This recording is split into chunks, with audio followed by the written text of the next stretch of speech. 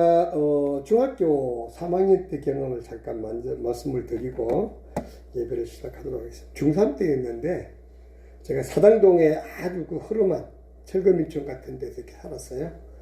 그래서 이제 중간고사 때였던 것 같아요. 그래서 친구들끼리 이제 시험을 마치고 우리 모여서 같이 공부하자. 그래서 친구 집에서 이불 이렇게 뒤집어 쓰고 앉아서 한 서너 명 되는데 같이 공부도 하다가 뭐 한 30분 공부하고 딴짓한 것 같아요. 그래서 서로 장난도 치고 그랬는데 밖에서 노크를 똑똑똑 두들겨서 이렇게 이러는데 싹 열고 들어오더라고. 지금 그게 숙부배였는데 그분들이 누구였냐면 여자분 2명이서 여호와의 증인이었어요. 이렇게 열어봤는데 싹 열고 들어와 버렸어요. 들어와가지고는 복음을 전하는 거야. 그래서 우리는 교회 다니는 사람들이에요. 그 아까운 시간에 딴 데 가서 밑잔 사람들 말씀 전하세요. 그랬더니 아니라는 거예요. 그러면서 하는 소리가 학생들 구원 받았어요? 당연히 받았죠. 그러면 몇 년, 몇 월, 며칠, 몇 시에 받았어요? 이렇게 묻는 거예요. 갑자기 우리 그냥 확 당황해버렸죠. 글쎄? 언제 받았지? 갑자기 할 말이 없었어요. 언제 받았는지 생각이 안 나는 거야. 언제 받았지? 우리 분명히 받았다고 생각했는데 그때부터 갑자기 내가 이제 구원 받았나? 의심으로 바뀌기 시작하는 거예요. 일단은 큰 소리 빵빵 쳤는데 보내놓고 난 다음에 이제 우리끼리 고민하는 거야. 진짜 우리 그럼 언제 구원 받았지? 이거 알아야 되는 거야? 난 몰랐는데 다 그러고 있었어요. 그때부터 상당히 많이 고민했던 것 같아요. 그래서 오늘은 바로 그것을 주제로 한번 준비를 해봤어요. 구원이 어떤 거고, 어떻게 받는 거고, 왜 받는 거고, 누가 받는 건가? 뭐 하는 사람이 구원 받았나? 그럼 나는 구원 받았나, 안 받았나? 여러분 한번 생각해 보세요. 저 여러분 구원 받았습니까? 네. 안 해. 그러면 제가 똑같이 물어볼게요. 몇 년, 몇 월, 며칠에 받았죠? 날짜는 모르겠습니다. 깜깜하잖아요, 그죠? 바로 이단들이, 사입들이 우리 성도들을 꼬실 때 이렇게 공격합니다. 이렇게 공격해. 여러분들 이거 모르면 넘어가요. 갑자기 나는 구원받았다고 첫 때까지 믿었는데 갑자기 그때부터 흔들리기 시작하는 거야. 내가 구원받았나? 어느 순간에 받았지? 이분들의 말 들으면서 나도 그걸 알아야만 된다라고 생각하기 시작한 거예요. 그때부터 구원에 대한 거 해결자보다 왠지 조금 자신감이 틀어지고 해야 되는데 얘가 안 되는 거야. 아멘 할렐루야 해야 되는데 그게 안 되는 거예요. 왜? 정말 구원 받았나? 아마 한참을 그랬던 것 같아요. 근데 지금은 달라졌지만 여러분들도 그럴 수 있다는 생각이 들어서 오늘 말씀 준비해 봤습니다. 로마서는 복음에 대한 내용으로 이렇게 정리되어 있어요. 여러분들이 복음이 뭔지 궁금하신 분들은 로마서를 한번 꼼꼼하게 한번 몇 번 반복해서 읽어보세요. 로마서를 제대로 공부하면 예수님에 대해서, 복음에 대해서, 그리스도에 대해서 확실하게 알게 돼요. 구원이 뭔지 확실하게 되는데 특히 그 중에서 1장 16절에서 17절 오늘 말씀, 이 말씀은 로마서 전체에 대한 내용을 압축했다고 보시면 되고 그 내용은 복음입니다. 복음이 뭐냐? 여기 대해서 아주 적나라하게 다루고 있는 게 로마서입니다. 이것을 제가 이제 쉬운 성경으로 이렇게 한번 여러분들 이해하기 쉽게 하기 위해서 넣어왔어요. 자, 한번 같이 읽어볼까요? 나는 복음을 부끄러워하지 않습니다. 그것은 이 복음이 유대인으로부터 시작해서 이방인들에게 이르기까지 모든 믿는 사람을 구원에 이르게 하는 하나님의 능력이기 때문입니다. 계속요. 하나님께서 주시는 의가 복음에 계시되어 있습니다. 복음의 의는 믿음으로 인하여 살 것이다 라고 기록되어 있듯이 하나님께로부터 오는 의는 처음부터 끝까지 믿음으로 얻을 수 있는 것입니다. 하나님의 의는 뭘 얻는다고요? 처음부터 끝까지 믿음이면 된다는 거예요. 심플해요. 우리가 구원받았나 안 받았나는 어느 날 갑자기 어떻게 보여지는 게 아니라 내가 하나님을 믿는가, 특히 하나님의 아들 예수님을 믿는가, 그게 핵심이에요. 여러분 예수님을 믿습니다 그러면 구원에 이르렀다고 확신해도 되는 거예요. 그 순간 여러분들 이 자리에 온 것 자체가 예수님을 믿기 때문에 온 거예요. 여러분들 구원 받은 사람들이에요. 그래서 이미 구원 받았다는 걸 확신하시면 돼요. 몇 년, 몇 월, 며칠에 받았지 그거 고민 안 하셔도 돼요. 여러분들이 이 멋진 날에 예? 5월 아닌데 5월이 다 와가지고 멋진 날에 진짜 초록이 무성하고 산과 바다로 들러 놀러 가면 얼마나 재미있습니까? 친구들이랑. 그거 다 포기하고 여기 나왔잖아요. 왜 나왔을까요? 바로 하나님의 말씀을 갈망해서 듣고 싶어서. 왜? 그 복음을 듣고 싶어서. 예수님의 그 소식을 듣고 싶어서 오신 거예요. 여러분들은 바로 구원받은 사람들이에요. 이 자체가 구원의 확신입니다. 여기부터 시작하는 거예요. 절대 몇 년, 몇 월, 며칠 받았냐고 그 꼬시는 그 몇 마디에 넘어가서 헷갈리지 마세요. 저 상당히 많이 헷갈렸어, 그때. 꽤 오랫동안 헷갈렸던 것 같아. 아, 내가 진짜 구원받았나? 내가 죽으면, 혹시라도 교통사고로 죽으면, 그럴 수 있잖아요. 내가 오늘 밤에 혹시라도 숨이 딱 멎어서 죽었어. 그럼 내가 천국 갈까? 지옥 갈까? 내가 구원받았나? 안 받았나? 무지 많이 고민했어요. 그 사람들 때문에. 이단들이 꼬시는 건 바로 그리스도인들이 알고 있는 것에 약간의 각도를 딱 바꿔서 헷갈리게 만들어요. 그러면 내가 잘못 알았나? 이렇게 되는 거예요. 대부분의 경우 우리가 알았던 기독교에 대한 하나님에 대한 지식, 예수님에 대한 이런 소식들을 살짝 꼬아서 다른 시각에서 말해버리면 그때부터 내가 잘못 들이로 알았나? 헷갈리기 시작하는 거예요. 그 중에서 가장 중요한 게 바로 이 구원에 대한 소식인데 우리가 구원받지 못하면 교회에 나와서 있을 이유가 없다라는 거예요. 이렇게 중요한 건데 이것을 확 꼬아버린 거예요. 헷갈리기 시작하는 거죠. 그래서 아까 말씀해 본 것처럼 바울이 정말 중요하게 여겼던 게 뭐였냐면 복음이었어요. 그래서 바울은 이 복음 때문에 자기 목숨을 바쳤죠. 실제로 숨겼잖아요. 말씀을 전하는 것 때문에 그 바울의 삶은 예수님을 만나는 그 순간, 다메섹 도상에서 예수님을 만나는 그 순간부터 바뀌어서 완전히 자기 개인 삶은 없었어요. 모든 죽을 때까지 모든 삶이 복음이었어요. 복음만 증거하는 거였어요. 그래서 지금 말한 특히 그쪽으로 해서 그쪽 쭉 로마까지 복음을 전하는 전도를 몇 번 했습니까? 3번을 했어요. 지금은 간단한 거예요. 지금은 비행기 타고 가고 차 타고 가면 간단하죠. 비행기도 차도 없으면 자전거라도 탈 수 있잖아요. 그때는 그거 없었어요. 그래서 다니면서 복음을 전하면서 그걸 3번 왔다 갔다 생각해 보세요. 엄청난 거예요. 복음 때문에 인생을 바쳤다는 거죠. 복음 때문에. 그 복음이 뭐냐 하는 거예요. 복음. 그 복음이 뭐냐 하면 14절 15절을 보니까 바울은 그리스도인이나 미개인이나 지식이나 무명인이나 여기서 그리스도인이나 미개인이나 지식인이나 무명이라 말하면 모든 사람을 말하는 거예요. 이런 사람, 저런 사람, 남자, 여자, 노인, 아들 할 것 없이 모든 사람, 믿는 사람, 믿지 않는 사람, 저기 있는 사람, 여기 있는 사람, 서울 사람, 부산 사람 이렇게 말하면 돼요. 모든 사람, 이 모든 가리지 않고 누구에게나 복음을 전할 책임이 본인한테 있다라고 생각했다는 거예요.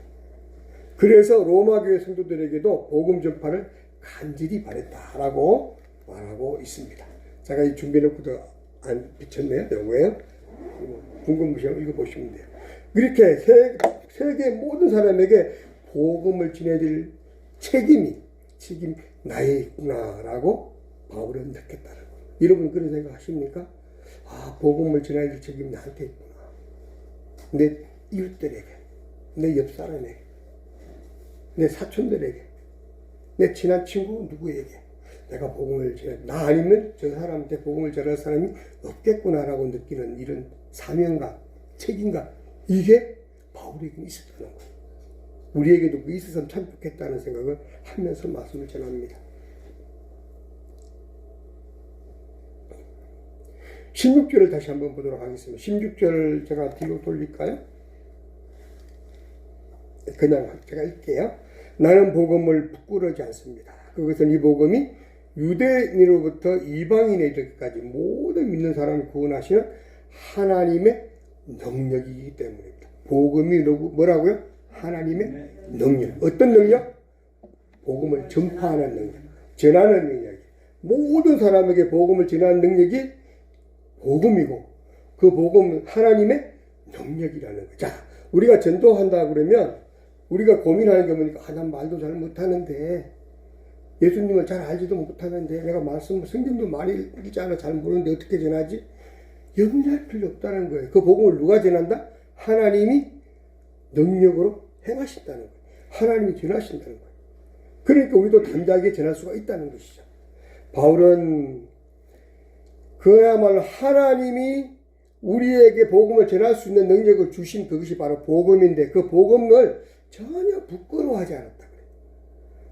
그 복음을 전하는 걸 기쁨으로 여겼다는 거예요. 그래서 그 복음을 전하는 걸 영광스럽게 생각했고 정말 귀한 사역이다라고 본인이 생각했기 때문에 자신의 목숨보다도 자기 개인 삶보다도 소중하게 여서 어때요?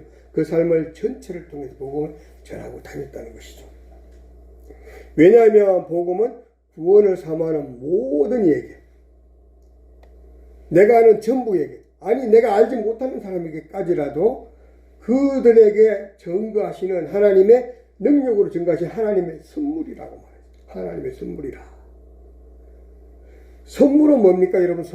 선물은 그저 주고 그저 받는 거예요. 대가가 있다 없다? 없습니다.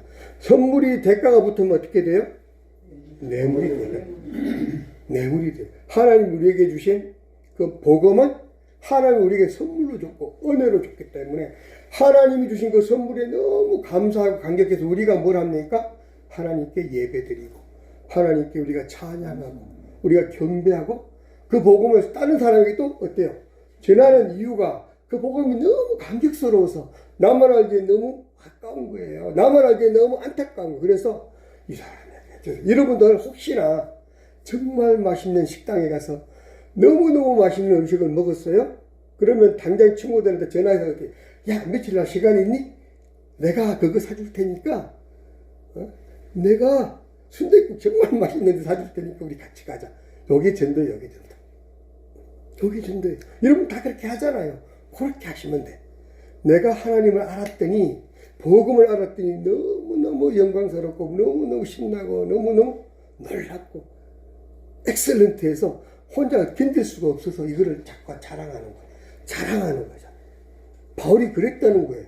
바울이 예수님을 만나고 난 다음에 인생이 바뀌었는데 그냥 있을 수가 없어서 그냥 이거를 내가 혼자만 호주머니에 넣고 있기 너무 답답하고 안타까워서 막 전하고 다니는 거예요. 막 전하고. 이게 바로 복음을 전도하는 거예요. 우리가 복음을 전할 때 목사님이 죽으라고 성도들이 복음 전하세요. 제발 전도하세요. 전도 됩니까? 안 돼요. 안 돼요. 그런데 딱 한 가지. 너무 맛있더라. 그 맛은 너무 괜찮다. 그러면 전하게 되어 있다는 거죠. 이게 전도의 비밀입니다. 전도의 비밀. 그러나 지금 뭐 전도의 비밀을 말하고자 하는 게 아니고 구원의 비밀을 말하고 싶어요. 그래서 내가 제목은 구원의 4가지 비밀 이렇게 말했습니다. 구원의 4가지. 첫 번째 구원의 비밀이 뭐냐면 구원은 하나님의 선물이라는 얘기예요. 구원은 내가 열심히 공부했더니 열심히 기도했더니 나한테 주셨다라. 그게 아니라는 거예요. 내가 헌금을 엄청나게 많이 했더니 나한테 있는 모든 돈을 다 틀어서 교회에 바쳤더니 구원해 주셨더라. 그게 아니라는 거예요. 내가 매일매일 찬송만 듣고 찬송만 부르고 찬송만 열심히 하면서 다녔더니 구원해 줬더라. 그게 아니라는 거예요. 하물며 이런 정도. 어떨 때는 교회에서 좀 빠지기도 하고 말씀 한문도 안 읽고 전도도 지금 못했는데 나를 구원해 주신 거야. 왜? 하나님의 은혜고 선물이니까. 내가 어떤 것이 중요한 게 아니라 하나님 날 선택하고 나에게 믿음을 주셨기 때문에 그 믿음으로 구원을 주는데 한 가지 방법은 믿는 것 외에는 아무것도 없다 그랬죠. 조건이 없어요. 구원의 조건은 아무것도 없어요. 믿는 것 외에는 없는 거야. 그 믿는 것도 너무 간단해. 별거 아니야. 그냥 선물로 주셨는데 그냥 줄 수 없어서 믿어라. 개발 내가 준 거라도 믿어라. 그거야. 그러면 이 선물에 대해서 우리가 귀하게 여길 수밖에 없잖아요. 그죠? 그런데 불구하고 아까 얘기했죠. 며칠 받았죠? 그랬더니 당황스러운 거야. 어떻게 해야지 구원받는 거였지? 뭔가가 막 번개처럼 왕 해서 구원이 오는 건가? 어느 날 꿈속에 너는 이제 구원받았느니라 하나님이 나타나고 이렇게 딱 구원받는 거. 그런 게 아니라는 거예요. 여기서 구원의 조건이 너무 간단해. 내가 주는 선물이다. 그냥 받으면 된다. 우리 그냥 받으면 된다. 이 얼마나 놀랐습니까? 여러분 어느 종교도 이런 종교는 없습니다.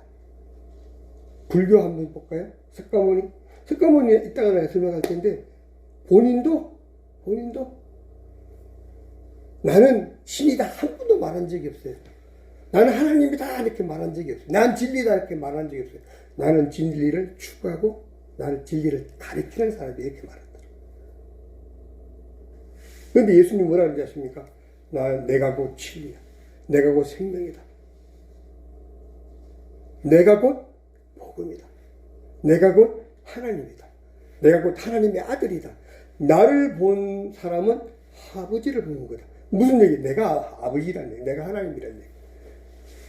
세상 사람들 생각해 보세요. 예수님은 진짜 말도 안 돼. 왕싸가지야. 왜? 자기밖에 없대. 자기가 최고래. 자기 아니면 아무도 구할 수 없대. 세상에 이런 업체가 어디 있어? 이렇게 볼 수 있어요. 그러나 우리는 잘 생각해. 얼마나 완벽한, 정확한 진리예요. 그죠? 내가 곧 진리고, 내가 생명이고, 내가 여러분들에게 길이고, 소망이고, 너희들이 갈 바라는 거야. 너희들이 가야 될 길 내가 알려주겠다는 거야. 이렇게 완벽한 신이 어디 있습니까? 이게 하나님. 그 하나님이 어때요? 내가 곧 하나님의 아들이면서 내가 곧 하나님이라는 거야. 이게 예수님의 모습입니다. 확실하잖아요. 이거를 전하는 거예요. 그분이 성도들은 예수를 믿고 그렇게 구원받은 하나님 나라의 백성들입니다. 그런데 그 백성이 되는 놀라운 일이 내가 어떤 노력을 해서가 되는 게 하나도 없다는 거예요. 그냥 하나님이 딱딱 너 선하자매 너는 내 백성이야. 제사자매 너는 내 백성. 이렇게 하나님이 딱 선택해 주신 거예요. 언제부터? 태초부터 벌써. 하나님이 천지를 창조할 그때부터 벌써 이미 나를 선택해 주셨다는 거예요. 신비로워요, 신비로워. 어떻게 알았지? 저는 사실 그렇게까지 안 가도 어느 날 갑자기 이렇게 생각했더니 저 세계에 50억이 넘는 인구가 있는데 어떻게 하나님 나를 알았지? 신기한 거예요. 정말 신기해. 그런데 놀라운 거는 내가 살아가는 순간순간 하나님의 손길이 없는 게 하나도 없는데 내 삶 속에 내 삶을 다 인도해 주시고 어떨 때는 신비한 저는 나중에 말할 게 있겠지만 이렇게 시험 볼 때 막 이렇게 답안지도 하나님이 가르쳐 주고 막 실제로 그런 경우도 있었어요. 그런데 어떻게 나한테 그런 것까지 개입을 하시지? 놀랍잖아요. 근데 실제로 하나님은 나를 선택해 주셨고 나를 믿음을 갖게끔 해 주신 거예요. 여러분들 보세요. 제가 이렇게 설명해도 안 믿는 사람 죽어도 안 믿어요. 김영배 목사 웃기고 있네. 안 믿어죠. 근데 여러분들 믿어지죠? 네. 이게 바로 하나님이 우리를 선택해 주시고 믿어지게 해 주셨다는 믿음을 하나님이 주신 거예요. 이렇게 믿어지면 그 다음에 어떻게 되죠? 자동으로 하나님이 너는 이제부터 의로운 사람이다. 너는 이제 죄인이 아니고 너와 나의 관계는 이제 회복된 사이야. 나의 아들이야. 이렇게 말해요. 그래서 우리가 구원을 받았다는 거예요. 확신해도 돼요. 여러분들은 당당하게 저는 구원받았습니다. 왜? 예수님 때문에. 내가 예수님을 믿기 때문에 나는 구원받았다라고 말해도 된다는 거죠. 이 놀라운 일을 하나님의 은혜로 나에게 주셨다는 거예요. 뭘로? 선물로. 이 구원이 선물인데 이 구원이 왜 그렇게 어려운지 모르겠어요. 그죠? 그건 우리가 오해하고 있기 때문에. 구원은 어려운 것이 아니라 하나님이 나에게 주신 거예요. 내가 잘났다고 주신 게 아니라고 그랬죠? 내가 머리가 뛰어나서 주신 게 아니라는 거예요. 내가 높은 사람이어서 구원받은 게 아니라는 거예요. 우리나라 대통령들도 교회 다니지 않고 하나님 모르는 사람들 많아요. 그분들의 영혼은 결코 구원받았다고 말할 수가 없습니다. 근데 여러분 한 사람 한 사람은 하나님께서 정말 존귀한 존재로 나의 아들이다. 하나님 나의 아들이라고 그래요. 나의 아들이. 너는 이제 나의 아들이야. 나와 함께 살 수 있어. 어디에서? 천국에서 나와 함께 살 수 있어. 여러분들 이렇게 구원받은 사람의 모습이 이렇다는 것이죠. 구원은 하나님께서 우리의 믿음을 보시고 우리에게 그저 값없이 주시는 선물이기 때문에 우리가 그래서 하나님께 그 은혜에 감격해서 예배할 수밖에 없다라는 거잖아요. 전도할 수밖에 없다라는 거예요. 감사할 수밖에 없다라는 거예요. 그래서 구원받은 사람의 삶은 점차 성화되어 갈 수밖에 없다.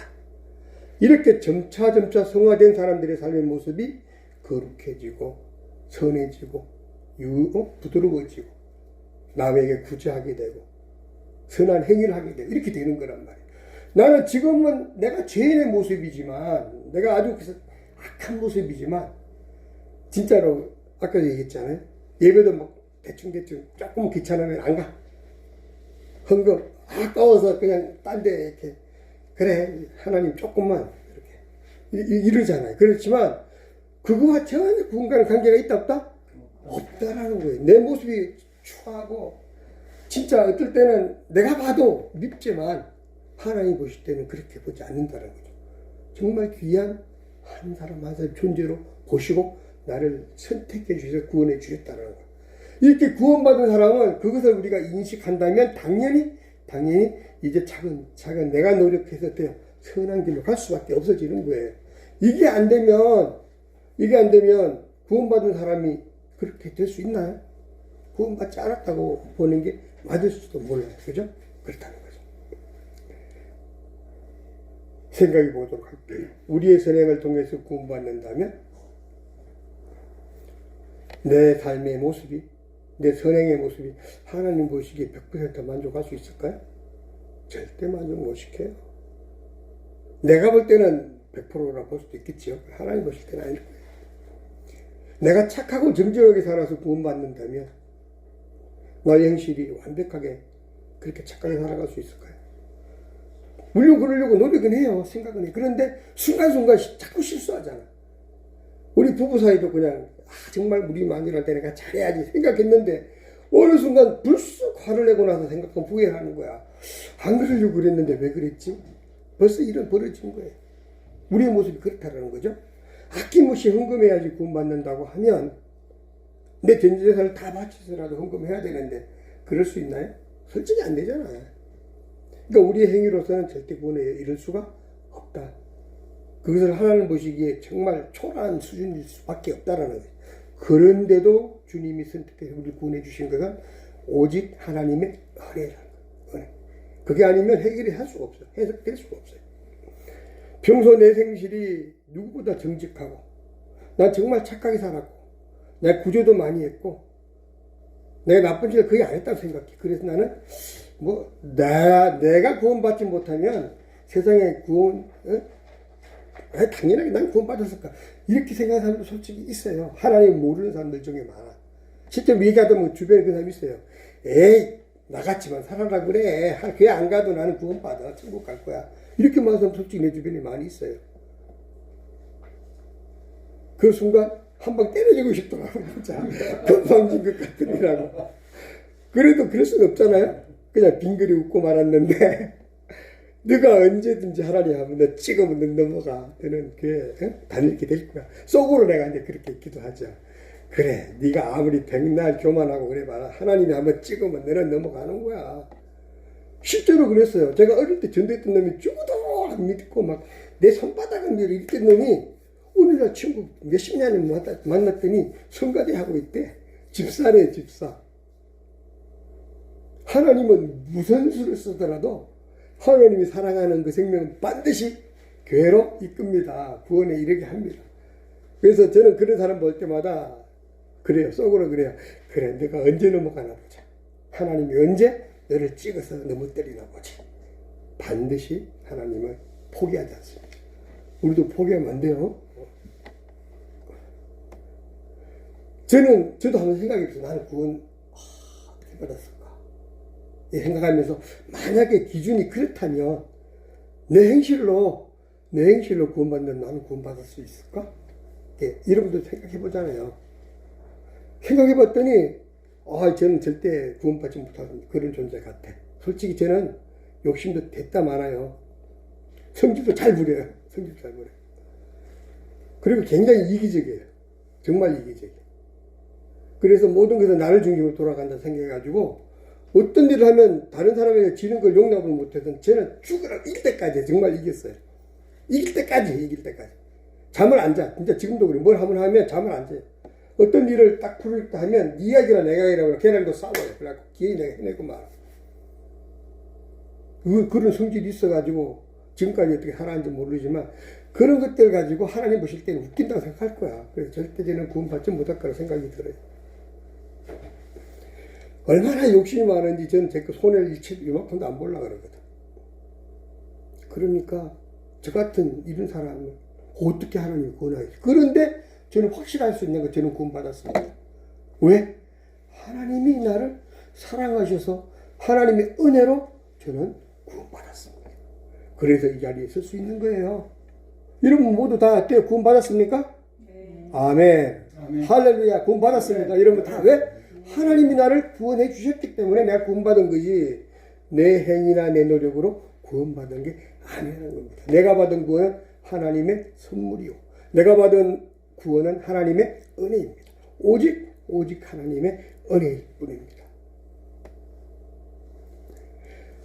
그러나 오늘 16절에 보면 복음은 모든 믿는 자를 구원하신 하나님의 능력이라고 했고 구원은 하나님이 믿는 자에게 주신다고 맞습니다. 하나님을 믿는 자에게.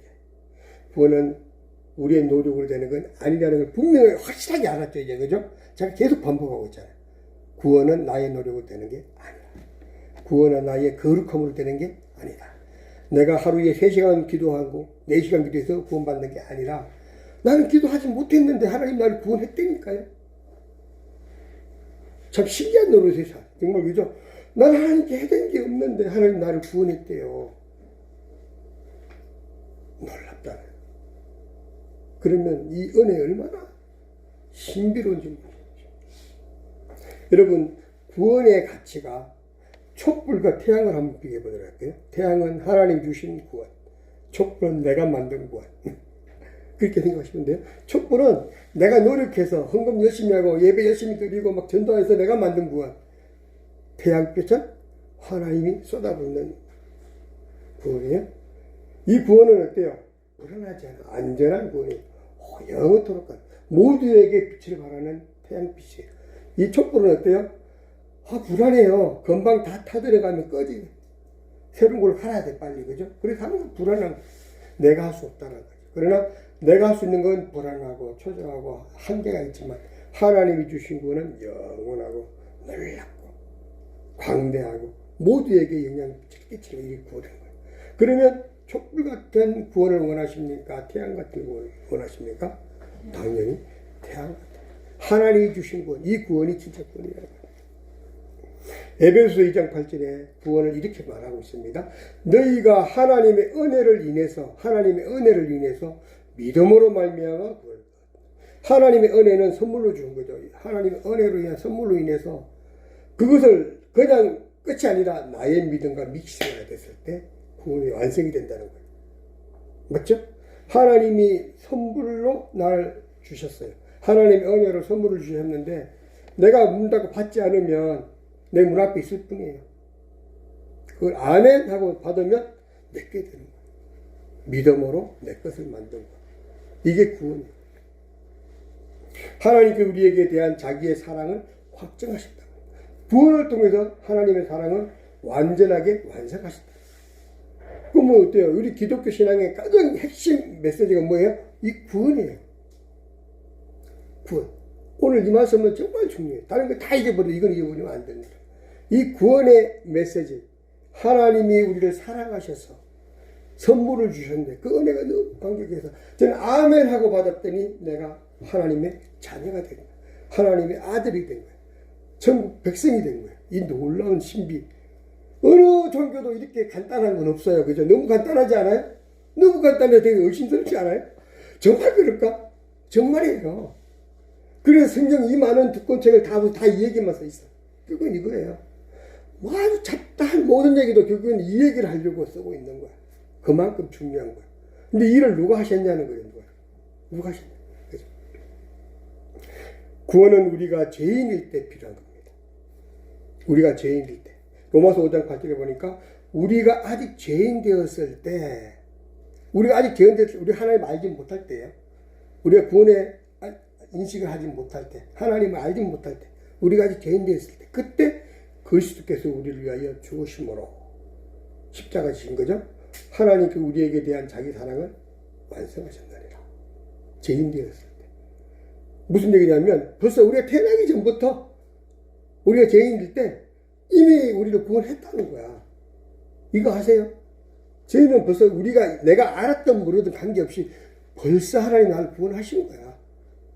그리고 우리가 살아가면서 하나씩 깨우쳐지고 교회의 목사님의 말씀을 통해서 알게 되고 성경 말씀을 통해서 알게 되고 내 삶을 통해서 알게 되고 여러분들 체험을 통해서 하나씩 아, 하나님이 나를 이렇게 사랑하시는구나. 차츰 깨달아가는 거잖아요. 그리고 이미 구원받았는데 우린 그걸 몰랐던 것이죠. 그래서 진정한 구원은 우리가 죄인일 때 이미 주셨다는 걸 반드시 아셔야 됩니다. 하나님의 놀라운 사랑은 돈을 주고도 살 수 없고, 내가 알바해서 살 수 있는 것도 아니에요. 내 노력으로, 내 의지로 살 수 있는 것도 아니에요. 내가 가지고 있는 지식과 권력으로 할 수 있는 것도 아니에요. 내 위치로 사는 게 아니에요. 아버지, 어머니가 하나님을 모르고 아들이 하나님을 알고 구원받았다면 안타깝게도 아버지와 아이들은 가는 곳이 다르다는 걸 아셔야 돼요. 이렇게 안타까울 수가 없잖아요. 내 오빠와 내 언니와 누나는 하나님을 모르고 나를 안 따르면 그네들과 나가 가는 곳이 다르다는 걸 아셔야 돼요. 안타깝게도 이거는 현실입니다. 분명한 팩트. 그래서 이렇게 강조하고 계속 안타깝게 목숨을 바쳐서 복음을 전하고 다녔던 바울의 모습이 바로 이래서 그런 거예요. 내가 소중하게 생각하는 그 존재가 하나님을 모름으로 해서 나와 길 가지고 가는 길이 다르다는 거예요. 얼마나 안타까운지 몰라요. 여러분들 복음을 전해야 돼요? 안 전해야 돼요? 전해야 되는 거예요. 이유가 거기 있습니다. 진정한 구원은 사람이 만드는 게 결코 아니고 내가 만드는 게 결코 아니고 하나님께서 만들어 주신 거고 하나님께서 선물로 주신 거고 하나님께서 은혜로 주신 거라는 걸 꼭 기억하시기 바랍니다. 첫 번째 메시지였어요. 하나님이 우리에게 주시는 선물이 구원이다. 두 번째 메시지로 들어가. 두 번째 메시지는 그러면 어떻게 구원을 받을 수 있는가? 어떻게 구원을 받을 수 있는가? 두 번째 비밀은 구원은 오직 예수님을 통해서만 구원을 받을 수 있다라는 거. 그래서 예수님 아까 뭐라 했습니까? 내가 곧 길이요, 진리요, 생명이다. 나를 본 사람은 아버지를 본 거야. 내가 곧 하나님의 아들이고 내가 곧 하나님이다. 그러면 너네들 때 나를 믿으면 내가 너네들 구원한다는 그 사실을 믿으면 너희들 또한 구원의 길에 들어갈 수가 있다. 이 말씀이에요. 예수님 이것 외에는 없다. Only Jesus. Only Jesus. 오직 예수. 오직 예수. 그 예수님이 뭐라 그랬어요? 처음에 복음이라 그랬죠. 복음. 성경 말씀 이렇게 이 많은 성경 말씀, 이 성경 말씀이 한마디로 딱 주제를 말한다면 뭡니까? 예수 그리스도. 성경 전체가 하나로 예수 그리스도. 이 내용 전체를 한마디로 말하면 예수 그리스도. 이걸 우리는 뭐라 말합니까? 복음.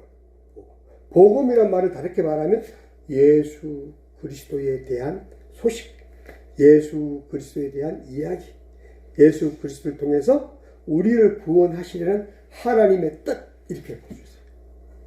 복음, 성경, 이 바이블 이 자체는 예수 그리스도를 말하는 거예요. 이거는 막 다 차떼고 뻗대고 다 빼고 나뭇잎 빼고 줄기 빼고 다 뺐더니 마지막에 뿌리가 딱 남았는데 알이 남았는데 예수님은 남는 거예요. 이 말씀이 아무리 복잡해도 예수님으로 하나로 맞춘다는 거예요. 그래서 우리가 구원받는 길은 예수밖에 없다. 예수밖에. 여러분 찬송 가지고 예수밖에 없네. 예수밖에.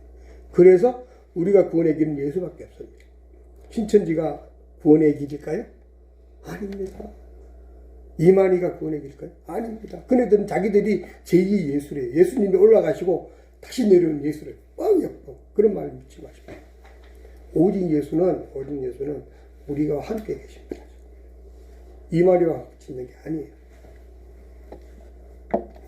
복음은 모든 믿는 자에게 구원을 주시는 하나님의 능력이라고 말하고 있습니다. 복음은 무엇일까요? 예수 그리스도를 말합니다. 디모데후서 3장 15절에 보니까 성령은 능히 너로 하여금 그리스도 예수 안에 있는 그 믿음으로 말미암아 구원에 이르는 지혜가 있다. 예수님으로 말미암아 우리가 구원을 얻는데 그 구원은 하나님이 주신 선물이고 우리는 그 예수님을 통해서만 하나님 선물을 받을 수 있다라는 거예요. 여러분 요즘 스마트폰 다 가지고 계시죠? 여러분의 가까운 친구가 부산에 살고 있고 워싱턴에 살고 있어요? 그네들과 스마트폰을 통해서 통화를 하면 이 즉시 통화가 돼요. 신기해. 우리 누나가 미국에 있는데 보고 싶으면 바로 통화를 해요. 엊그저께도 통화를 했어. 스마트폰이 그 역할을 하잖아요. 우리가 스마트폰이 없으면 어떻게 해요? 옛날에 불가능했어. 알 수가 없었어. 편집글로 해서 그냥 맨날 걸려서 겨우 받아버렸어. 근데 이 스마트폰 중에서 통화가 되죠. 신기하게도 하나님과 우리 사이에 완전히 떨어져 있는데 예수님이 그거를 스마트폰 역할을 해주고 계신 거야. 예수님이 아니고는 절대 하나님과의 관계가 소통이 안 돼요. 하나님 주신 그 선물을 우리가 받을 수 없어. 그걸 받을 수 없어. 예수님이 그 역할을 하시는 거야. 딱 이해되죠? 스마트폰 그러면? 멀어져 있는 하나님과 관계가 떨어져 있는데 그거를 하나로 접착제처럼 붙여준 거야. 초강력 접착제로 붙여주셨어. 그게 누구예요? 예수님. 십자가에서 자신의 목숨을 완전히 바쳐서 이 역할을 해주신 거예요. 놀랍죠? 정말 놀라워요. 그래서 예수님은 요한복음 14장 6절에서 이렇게 말해요. 내가 길이요 진리요 생명이니 나를 통하지 않고는 아버지께로 올 자가 없다. 확실하게 말해주고 있어요. 이 메시지가 뭐 비유로 뭐 어떻게 해석할 것도 없잖아요. 그대로 그냥 해석하면 돼요. 성경의 말씀은 진짜 그대로 해석하시면 돼요. 성경을 읽으실 때 비유로 말한 거는 반드시 성경에서 비유로 하고 풀어주고 있어요. 엉뚱한 걸 비유로 막 해석하면 안 돼요. 말씀은 그대로 해석하시되 비유는 분명히 이거는 비유다라고 말해주고 있어요. 헷갈리지 마세요. 어렵게 생각하지 마세요. 예수님이 비유 들었다 해서 모든 게 비유가 아니에요. 그냥 그대로 들으시면 되는데 정말 비유로 말했을 때는 예수님께서도 비유라고 설명해주고 있어요. 이건 이런 뜻이다. 설명해주고 있다니까 왜 엉뚱한까지 비유로 해석하십니까? 정말 그대로 해석해야 하는데 예수님이 길이고 진리고 생명이에요. 그대로 보시면 돼요. 그리고 나 외에는 아버지께로 우리를 연결시킬 사람이 없다. 불가능하다. 나 외에는 아무것도 안 된다. Only Jesus. 오직 예수. 이 복음에는 절대로 안 된다는 거야. 이게 확실하게 말해주고 있는데 왜 자꾸 딴소리를 하는지 모르겠어요. 실제로 아까 잠깐 얘기했지만 공자님 보니까 이런 말을 했대요. 아침에 도를 깨달으면 저녁에 죽어도 한이 없다. 이렇게 말했대요. 본인이 아침에 도를 깨달으면 저녁에 죽어도 한이 없다는 얘기 뭡니까? 도를 닦아서 깨달았으면 좋겠다라고 말하는 거예요. 공자도 신은 아니죠? 본인도 지금 도를 닦고 있는데 깨우쳐지지가 않는 거예요. 그래서 내가 정말로 좀 깨우쳤었으면 도를 닦아서 깨우쳐졌으면 원이 없다 이런 얘기를 지금 하고 계신 거예요. 그래서 어때요? 본인도 도를 닦는 사람이다라는 걸 말하고 있는 거예요. 그 석가모니는 어떠냐면 나는 열반을 향하여 가르치는 선이다라고 말했대. 가르치는 사람이에요. 진리를 가르치는 사람일 뿐이라는 걸 생각합니다. 그래 예수님은 뭐라 말합니까? 내가 곧 진리고 내가 길이고 생명이다. 나 외에는 안 된다. 석가모니나 이 공자도 가르치는 사람이고 깨닫는 사람이라면 예수님은 그런 존재가 아니라 진리 자체라는 거야. 내가 진리다. 내가 길이다. 내가 생명이다. 나 외에는 없어. 아무것도 안 돼. 이렇게 확실한 거를 왜 의심하는지 모르겠어요. 분명하다. 정말 분명해. 이 말씀 여러분 한 사람들에게 그대로 팍팍 박혔으면 좋겠어요. 시간이 많이 가서 좀 넘어가도록 할게요. 준비 많이 했는데 쭉쭉 넘어가도록 하겠습니다. 예수님 외에는 길이 없다. 세 번째는 구원은 누구한테 주어지는가? 믿는 자에게 주어집니다. 꼭 기억하시기 바랍니다. 그래서 어떻게 구원을 믿을 수 있는가? 여러분들 복음이 믿어지면 하나님의 존재가 믿어지면 예수님이 나를 위해 십자가에 지셨다는 게 믿어진다면 생각하면 생각할수록 신비로워. 전 진짜 혼자서 이렇게 멍청하게 있다가 찬송님 들으면서 어떻게 하나님이 나 같은 존재를 어떻게 사랑하셔서 지금까지 삶 가운데서도 영적인 세계뿐만 아니라 우리 육적인 세계에서도 나를 도와주고 계시는 것을 순간순간 느끼다. 여러분 느끼지 않습니까?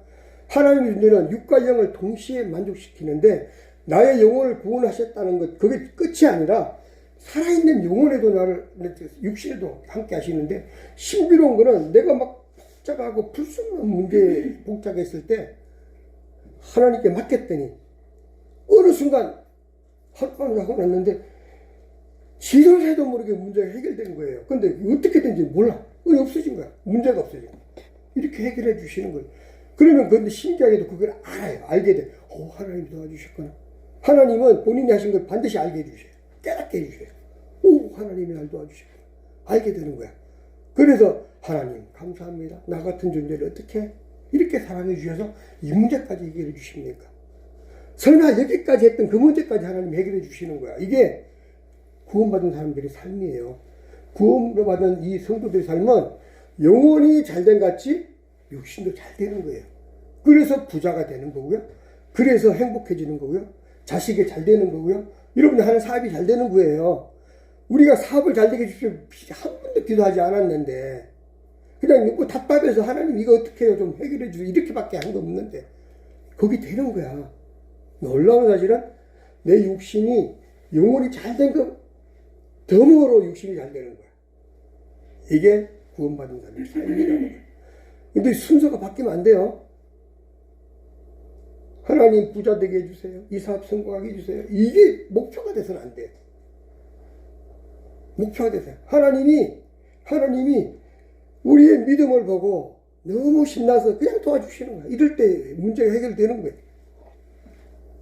요한복음 1장 12절에 영접하는 자 곧 그 이름을 믿는 자에게 하나님의 자녀가 되는 권위를 주셨다. 믿는 자에게 주셨다. 구원을 철저하게 하나님의 은혜로 주신다는 거 기억하시고 예수님을 통해서 된다는 거. 세 번째가 믿는 자에게, 그것을 믿는 자에게 주신다는 것을 기억했으면 좋겠습니다. 시간이 참 많아서 제가 빡빡 넘어갑니다. 죄송합니다. 그렇다면 누가 구원을 받을 수 있을까요? 누가? 구원받을 대상이 누군가? 이 구원을 받을 대상, 이 기회는 모두에게 열렸다. 여러분들이 딱 생각해보고 얘는 믿을 것 같아. 얘는 안 믿을 것 같아. 믿을 것 같은 사람들 전도해야지. 그럴 수 없다는 거죠. 모두에게. 피부색이 달라도 하나님은 똑같이 구원하셔요. 남자가 여자 구별하지 않아요. 나이가 많고 적고 구별하지 않아요. 대학생 출신, 유치원 출신 구별하지 않아요. 높은 사람, 낮은 사람 구별하지 않아요. 모든 사람들. 그래서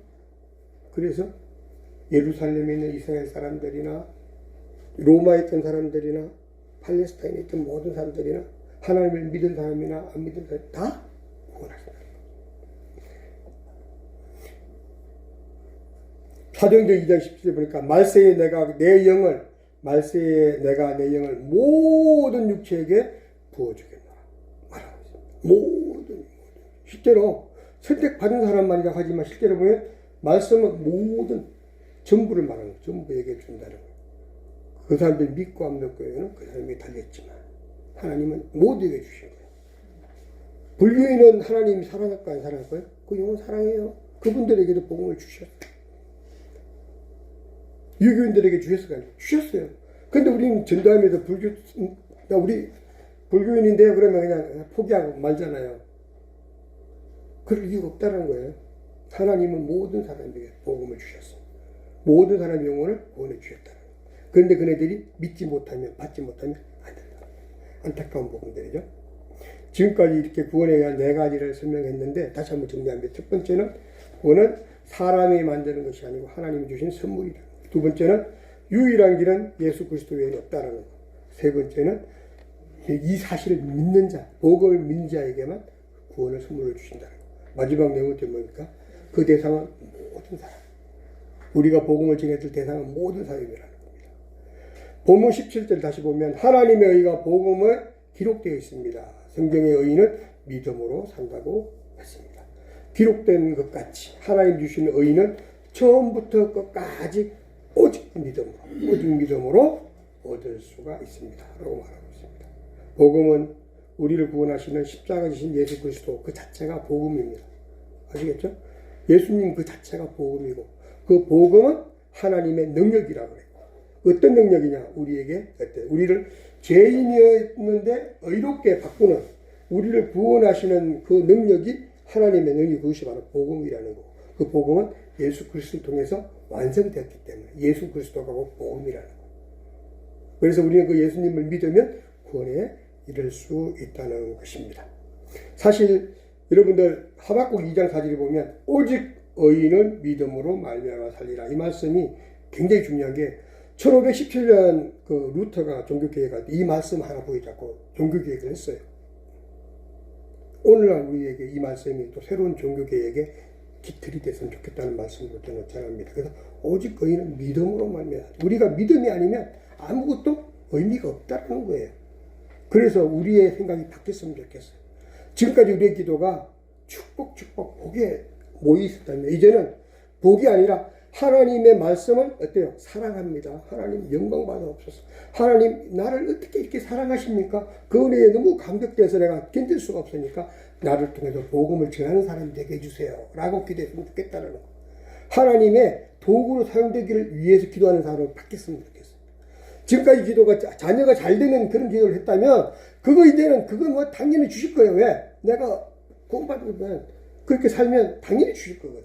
하나님께 맡기고 이제 기도가 바뀌어서 하나님 나를 사용하셔서 하나님의 도구가 되게 해주세요. 복음의 도구가 되게 해주세요. 나를 통해서 복음이 증거되게 해주세요. 나를 통해서 하나님을 알지 못한 저 세상의 많은 사람들을 하나님께 인도하는 그런 사람이 되게 저인이 되게 해주세요. 라고 기도가 바뀌었으면 좋겠어요. 또 하나, 하나님 나를 통해서 영광 받으세요. 나를 통해서 영광 받으세요. 나를 통해서 찬양 받으세요. 하나님을 찬양하는 그런 사람으로 바뀌었으면 좋겠어요. 그런 사람의 기도는 당연히 달라질 수밖에 없는 거예요. 삶이 달라질 수밖에 없는 거예요. 행동이 달라질 수밖에 없고요. 말이 달라질 수밖에 없다는 거죠. 이렇게 여러분들의 기도가 바뀌고 말이 바뀌고 찬양이 바뀌고 생각이 바뀌어서 하나님께 쓰임받는 그런 도구로 살았으면 좋겠습니다. 여러분, 예수를 믿으면 장수할까요? 아닙니다. 어린아이 중간도 있어요. 교인인데. 예수를 믿으면 부자 될까요? 아니요. 예수 열심히 믿어도 가난할 수 있어요. 예수 믿으면 성공할까요? 아니요. 실패할 수 있습니다. 그런데도 우리는 감사할 수 있어야 되는 거예요. 우리는 예수님처럼 살기를 원합니다. 우리 교회 표어가 예수님처럼이에요. 우리가 예수님처럼. 예수님은 그런데 보세요. 33세에 돌아가셨어요. 인생 피워보지도 못하고 돌아가신 거예요. 33세. 예수님은 살아계신 동안 집도 없었어요. 자기 집 한 번도 가진 적이 없어요. 예수님은 장가도 못 갔어요. 아내도 없어요. 가족이 없어요. 그렇게 돌아가셨어요. 왜? 우리 때문에. 그런데 우리는 예수님처럼 살기를 원해요. 어떻게 사는 게 예수님? 빨리 죽는 건가요? 집 없이 사는 거? 그게 아니라 예수님처럼 다른 사람의 영혼을 위해서 기도하고 예수님처럼 다른 사람의 영혼을 위해서 나를 희생할 수 있는 사람이 좋겠다는 거죠. 복음은 전도해야 됩니다. 전도해야 돼요. 우리가 지금 여기가 한 10명 있는데 여기서 만족하지 마시고요. 계속 전도해서 우리 교회 안 와도 괜찮아요. 다른 교회 가도 괜찮으니까 하나님을 믿게 만드는 게 중요해요. 하나님을 믿게 하는 거예요. 하나님을 믿고 예수님을 믿고 구원받게 하는 거예요. 그 영혼이 하나님의 자녀가 되게 하는 거예요. 이게 중요하다는 거예요. 아시겠죠? 그렇게 살아야 됩니다. 중요한 것은 믿음입니다. 믿음으로 구원받습니다. 성령도 구원도 영생도 모든 것은 믿음으로 시작됩니다. 내 힘으로는 아무것도 할 수 없지만 성도들은 크리스찬들은 믿음으로 사는 사람입니다. 우리가 믿음을 빼면 씨가 없는 수박이 되는 거예요. 알맹이 없는 게 되는 알맹이. 오늘날 흔들리는 교회 왜 흔들릴까요? 복음의 핵심을 놓쳤기 때문에. 복음의 핵심은 어디 있다 그랬죠? 복음이라 그랬어요. 그죠? 교회의 핵심은 복음이에요. 기독교의 핵심은 복음. 그 복음은 예수 그리스도입니다. 예수 그리스도가 빠진 교회, 예수 그리스도가 빠진 신앙이, 예수 그리스도가 빠진 교회 성도들 껍데기 말리는 거예요. 그래서 그 사람들은 어때요? 교회에 막 외형만 키우려고 애를 쓰죠. 교회를 화려하게 만들어서 막 레저 스포츠 그런 관을 만들고 있어요. 그게 무슨 필요합니까? 복음이 있는 거죠. 성도들 크게 입맛에 맞추려고 교회를 아름답게 꾸민 교회인데 아름답고도 나쁘지 않아요. 좋아요. 그러나 그게 몰입하면 안 된다는 거죠. 그게 집중하면 안 되고 복음을 전하는 데 영혼을 살리는 데 집중해야 돼요. 그래서 오늘 말씀 오직 의인은 믿음으로 말미암아 살리라.